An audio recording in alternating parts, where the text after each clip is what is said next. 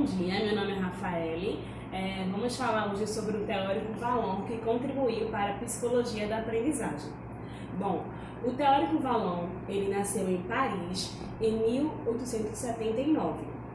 Ele foi um teórico que contribuiu para a afetividade no ensino infantil. Então, ele contribuiu para que as pessoas pensassem que as crianças não se desenvolviam apenas com o intelecto, mas sim com a interação que eles desenvolviam com os colegas de classe, com todos, desenvolvendo o laço da afetividade. E também, o foco do estudo dele, ele fala que as pessoas se desenvolvem não apenas com coisas que acontecem, mas também com coisas positivas e coisas negativas, que podem acontecer de forma externa ou forma interna. E ele morreu em 1935, aos 83 anos. Bom dia, me chamo Rayane e vou falar um pouco sobre as posições teóricas de Vallon. A gênese da inteligência para Vallon é biológica e social. O sujeito é determinado, sendo resultado das disposições internas e externas. O filósofo francês considera o desenvolvimento da pessoa completa, integrada ao meio que está inserida, com seus aspectos cognitivos, motor e afetivos, ressaltando que a cognição ela é importante, mas não tanto quanto a afetividade e a motricidade. Em seus estudos, onde abrange a psicogênese, que é o estudo que a parte de psicologia que se explica as funções psíquicas, a questão dos processos mentais, ele ainda considera que o sujeito ele pode ser geneticamente social. O desenvolvimento inicia-se na relação do organismo do bebê nascido com o aparecimento da fala. A partir do momento em que o sujeito assimila os signos sociais, que quer dizer a fala e a escrita, ele passa a ser substituído por outros meios. Para Vallon, o desenvolvimento humano não é linear e contínuo, porém é uma integração às novas aquisições. Ele fala também que o indivíduo ele precisa ser sociável, precisa haver socialização entre grupos. O que eu achei bastante interessante é relacionar a questão da concepção da infância de antigamente, na Idade Média e do século XVII, com a de hoje em dia. Porém, a criança ela era vista como um ser em miniatura, não tinha importância, só era vista na questão de quando virasse adulto para trabalhar.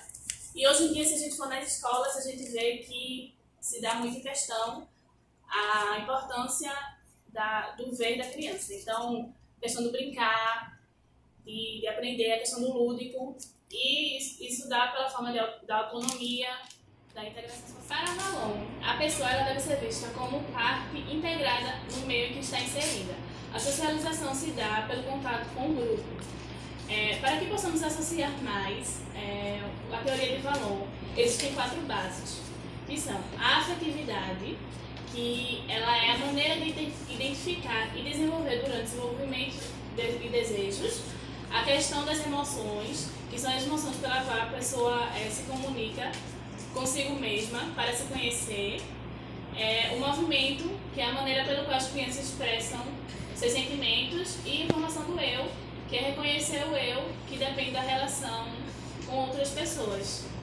Bom dia, meu nome é Jaqueline e eu vou falar um pouco para vocês sobre os estágios de desenvolvimento fundamentado no Vallon. Eu vou falar para vocês o primeiro estágio, que ele é o estágio impulsivo emocional, que ocorre de 0 a 1 ano de idade.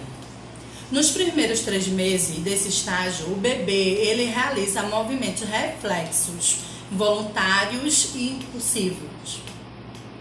Pouco a pouco começa a responder efetivamente aos seus cuidadores, que são os intermediadores entre eles e a realidade externa. Nessa relação, a criança passa a usar gesto para se comunicar.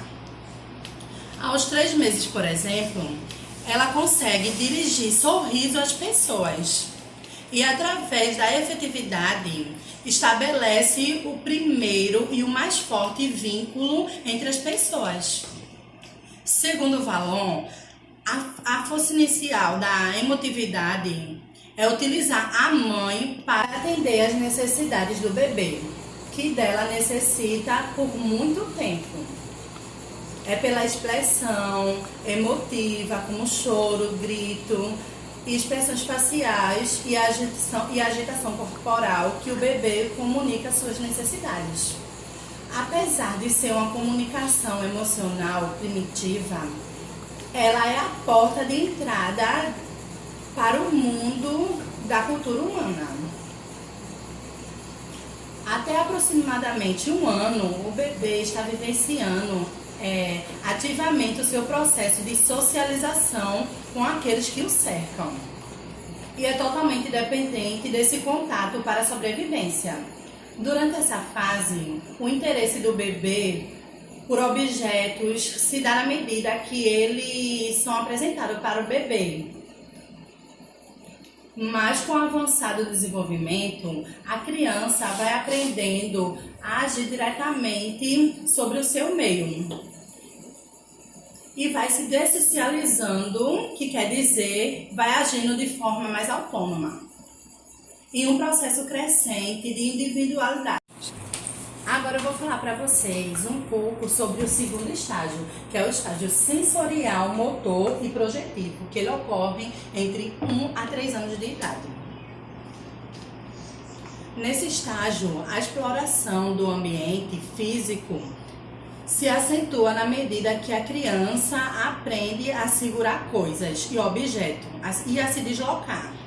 O desenvolvimento das capacidades cognitivas da criança está em pré-andamento, explorando o mundo através dos sentidos e habilidades motoras. Tudo que estiver ao alcance das crianças pode ser tocado e sentido, são os atos mentais projetando-se através de atos motores.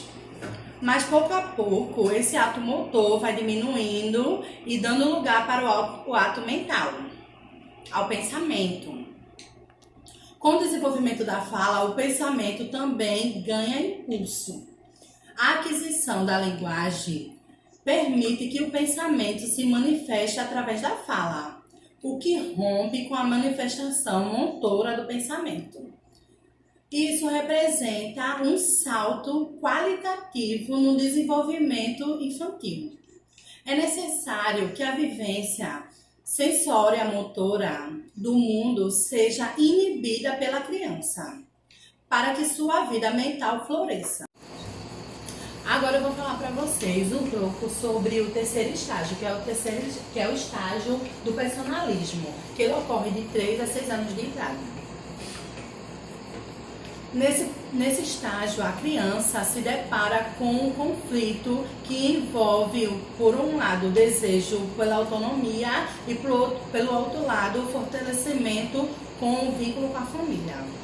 Como processo de formação da personalidade da criança, a tarefa psíquica mais importante desse estágio, a criança nega aos adultos, muitas vezes se opondo a eles. Seu pensamento volta-se exclusivamente para si própria. Ela precisa adquirir consciência de si mesma em suas relações com o mundo. Com o início na vida escolar, o vínculo familiar diminui um pouco.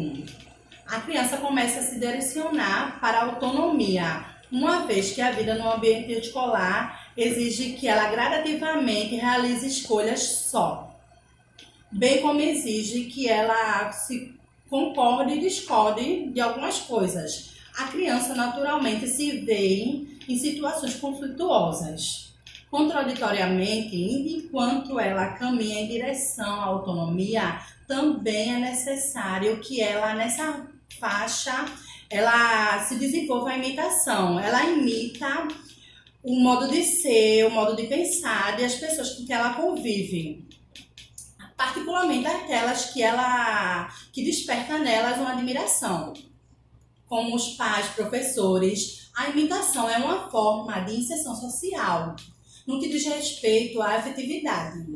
Nessa fase, se manifesta de forma mais simbólica, por palavras, ideias.